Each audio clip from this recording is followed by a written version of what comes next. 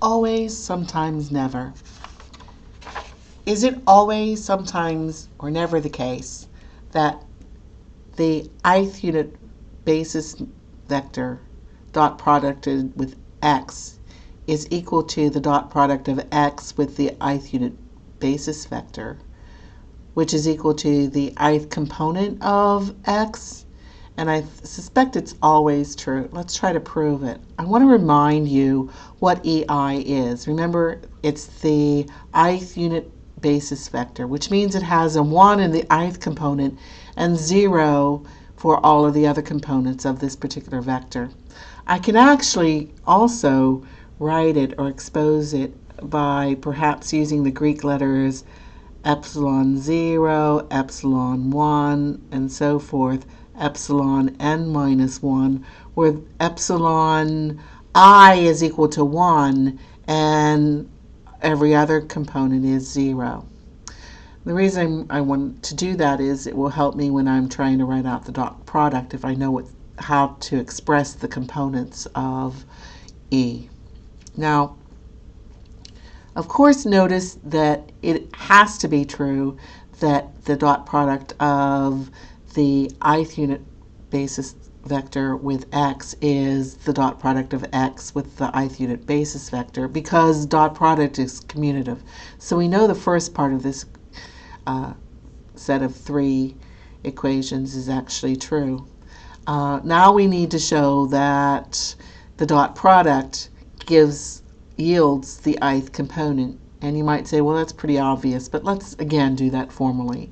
So my proof is going to be to look at what x transpose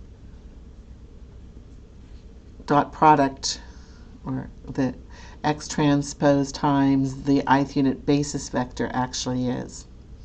And in order to understand it, one of the things I'd like to do is use notation and write out the components of each one of these vectors. So this is actually the vector chi sub 0, chi sub 1, and so forth, out to chi sub n minus 1.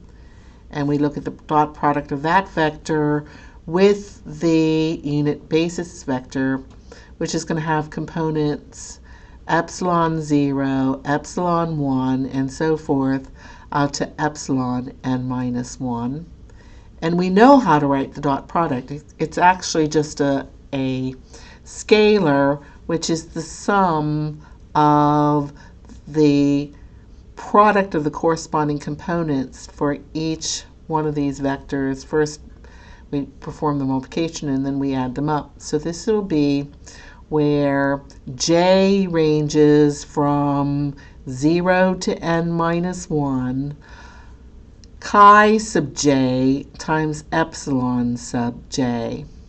And notice, though, we could write this as the sum j from 0 to n minus 1, where j is not equal to I, of chi sub j times epsilon sub j, plus the one term that we left out, which was the term where j was equal to I, chi sub I times epsilon sub I. Here, I just used dot product, and I split out one term from the sum. Now, for each of these, I could write it as the sum from j equals 0 to n minus 1, where j is not equal to I, of chi sub j times 0, because each of the components of our unit basis vector is 0, where that component is not the ith component, plus chi sub I times 1, because the ith component is 1. Well, 0 times any real number is 0, and if you sum zeros together, you get 0. So we have 0 plus any number times 1 is the number back, So we end up with 0 plus chi sub I, which is chi sub I just by arithmetic.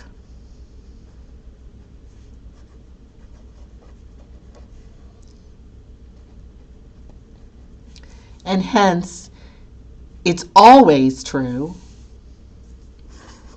first by the fact that dot product is commutative, and then by our little exercise here, that the dot product of any vector with the unit basis vector actually just pulls out a particular component in that unit basis vector.